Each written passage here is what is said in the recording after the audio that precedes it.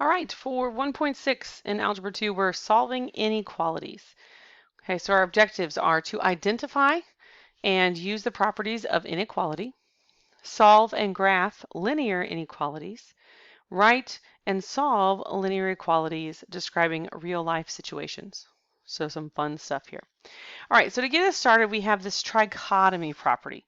It states that every comparison of two real numbers, so those numbers are A and B, has one of three results. It'll either be A is less than B, A is equal to B, or A is greater than B. Those are the only three options. That's what the trichotomy property says. Okay. Well, then we have the transitive property of inequality. It says if A is greater than B and B is greater than C, then A is greater than C. Okay, this is true for less than, equal to, or greater than or equal to. Today's lesson might make you feel a little like, might bring back some memories of geometry, actually, I feel like. All right, so any value, absolutely any value that makes an inequality true is a solution. So if it makes the inequality true, it is a solution, okay? So that means that inequalities have infinite solutions, okay? So if we think about this number line here, right, we might recall that an open circle means the 5 is not included, but all the numbers to the right of the number line are included, every single one. So infinite solutions there.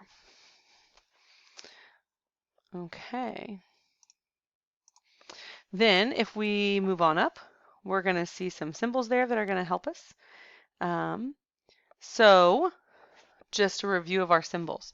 Okay, so we have less than, is greater than, is not equal to, is less than or equal to, and greater than or equal to. Okay, so all of those symbols. Another thing that you might look at is this next chart here. Okay, it gives you some other phrases, like when you see these in word problems. Okay, so when you see that greater than sign, they might say is more than or exceeds. Okay, so these are words they might use. I'm going to switch my color up so you can see it a little better, hopefully. Is less than, that one's pretty typical. All right, so greater than or equal to can be at least. It's the minimum number. It is not less than. So there's some different options there. And that last one, the less than or equal to, we'll say at most. It's the maximum number. It is not more than and does not exceed. So some different ways you might see these signs in word problems. Okay, and then we have the properties of inequality. So in addition, if A is greater than B, then A plus C has to be greater than B plus C. So there's some logic there. Like I said, it kind of brings back maybe some memories of geometry. Then if A is greater than B and C is greater than 0, if we're looking at that part because we're looking at multiplication, then A times C also has to be greater than B times C. But it can't be 0 because if it's 0, everything is equal. All right, and then that last one, if A is greater than B and C is less than 0, so this time it's less than, okay, that's important. I should have highlighted the greater than here. Now we've got C is less than 0, so think of a decimal or a fraction. Then AC is less than BC. Okay, or if you think of, or not a decimal or fraction, but if you think of a fraction, but then think of a negative number, a positive times a negative is going to give you a negative. Because even a decimal or a fraction, when I said that, is still greater than 0, right? 1/4 is still greater than 0, so it has to be a negative number. Sorry, didn't mean to confuse you there. Confused myself. All right, solving linear inequalities, is identical to solving equations, except when you multiply or divide by a negative number, okay?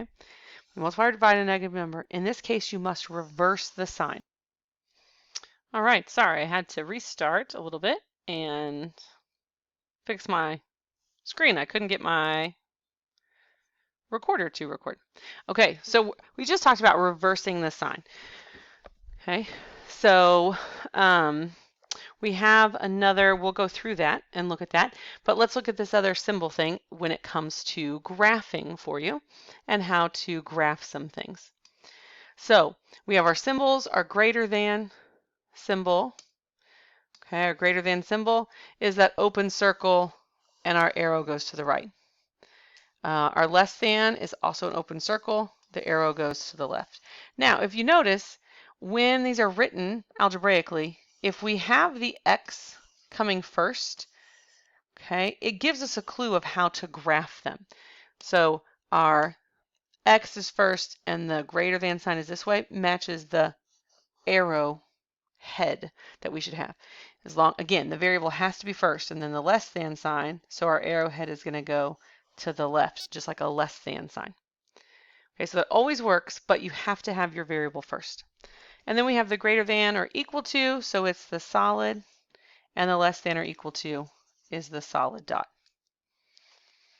All right, so let's look at example 1. It says solve 4x plus 12 is less than 8 and graph the solution set.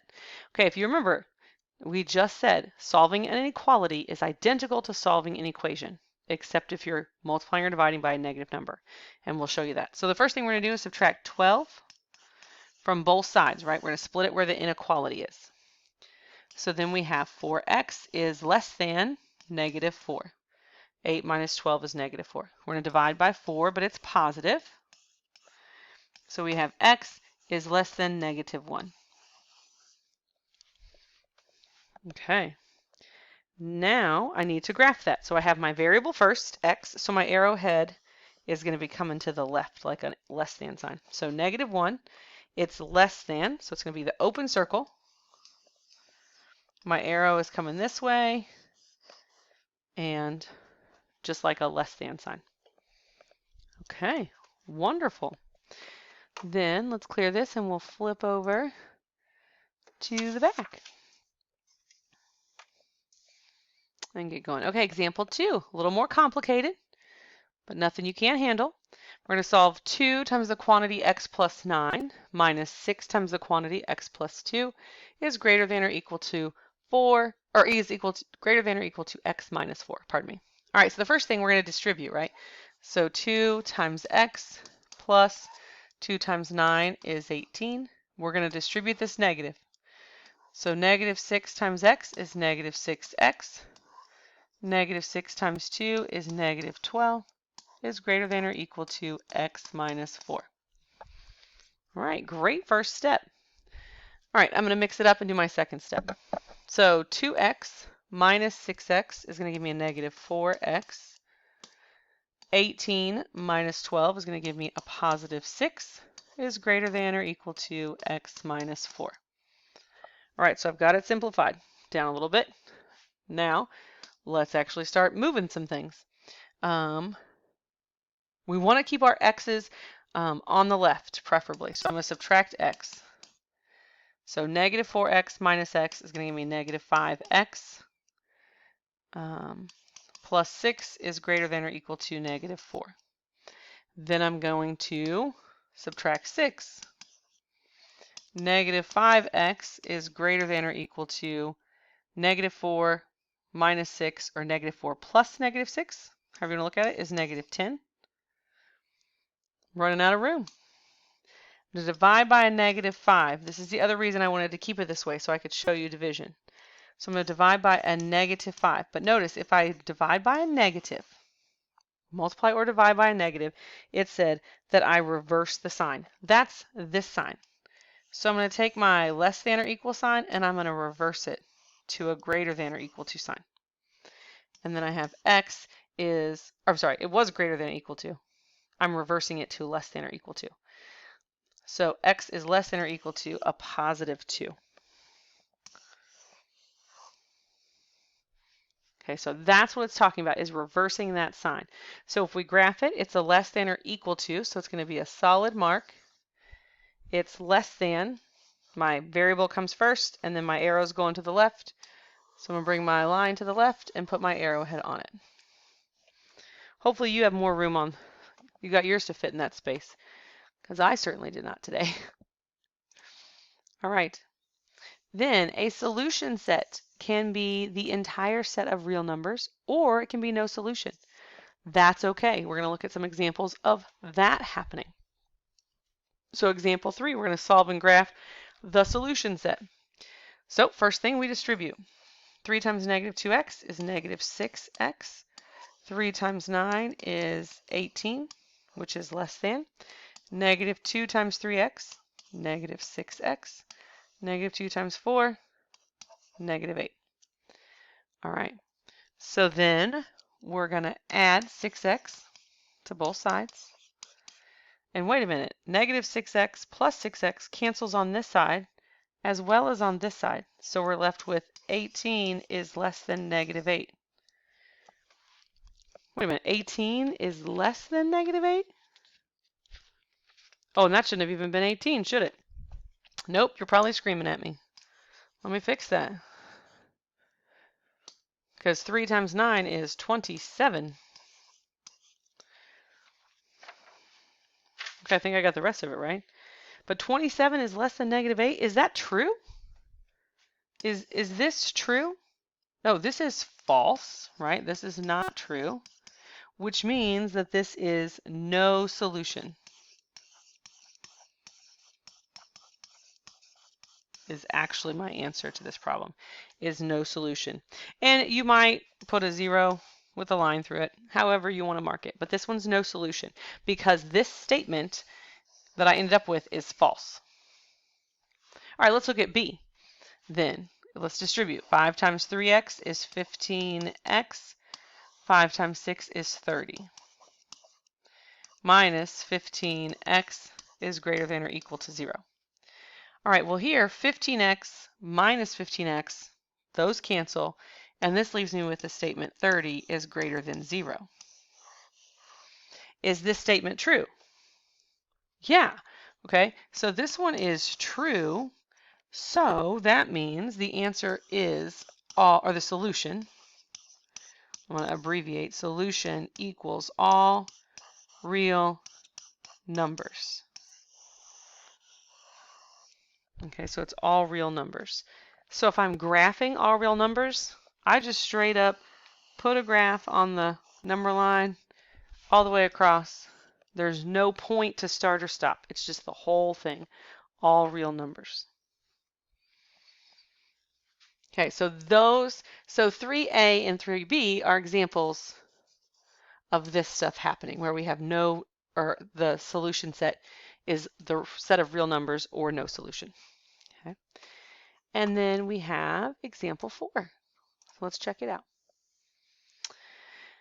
Okay, working at a small boutique, Becca earns $6 an hour plus a 5% commission on clothing that she sells. How much must she sell to the nearest dollar to make at least $200 during a 20-hour work week? All right, and there are some 4 steps here to kind of guide us in what to do. Just pull those straight out of the book. So the first thing we need to do is represent the unknown with a variable. Then we need to write an inequality to model the problem. We need to solve it, and then we need to interpret the solution. Okay, so let's read it with that plan in mind, right? We have to, that we've been doing our motion and mixture problems with. So working at a small boutique, Becca earns $6 an hour plus 5% commission on clothing that she sells. How much must she sell to make at least $200 during a 20-hour work week? Okay. So if you would go back and look at the front of your notes when it talked about, it gave all those phrases that you might use for greater than and less than and different things. What did it have for at least? What symbol uses at least? Good, that's a greater than or equal to symbol. That's going to be super helpful. Okay, so how do we write our equation? First of all, what's our unknown? It helps if we would look at our question for that. So the question is, how much must she sell? So how much must she sell is the unknown. So maybe we could put that as S. Okay, so S would equal Becca's sales. or how much she sells. Excuse me. All right, so let's think about what we know. We know that she earns $6 an hour. She's earning $6 an hour, and she's working for, so let's see, $6 an hour, and she works a 20-hour work week. Okay, well, that's simple enough because that's going to be 20 times 6. Then it says plus, so we're adding her commission to that. How do we write 5% in a problem as a decimal? Good, it's 0.05. So she earns that 5% commission on clothing that she sells. So that is related to the clothing or Becca's sales.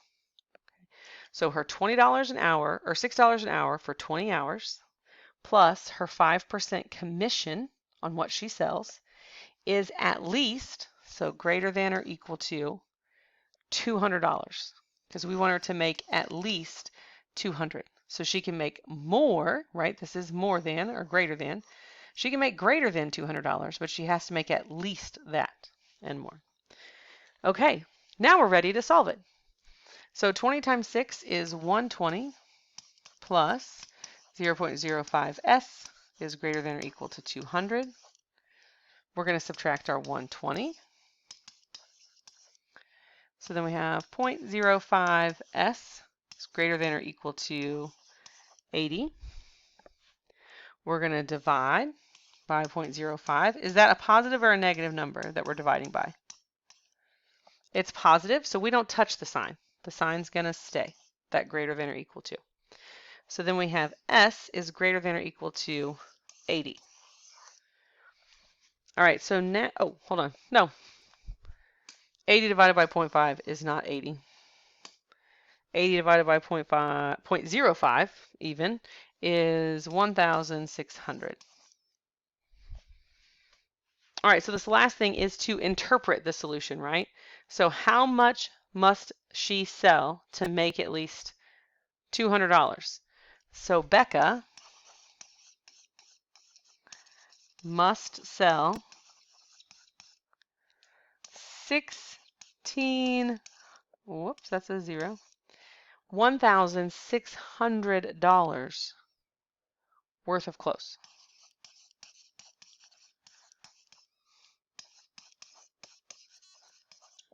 To make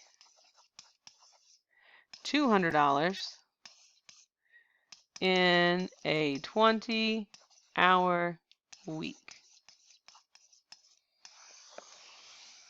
Okay, you wouldn't have to write that whole sentence, but you should have Becca must sell $1,600 worth of clothes, at least, if you're not going to put the rest of it in there. Okay, but you could put it all in there and have a full interpretation. All right, so that is it for 1-6. Hope you guys have a great night.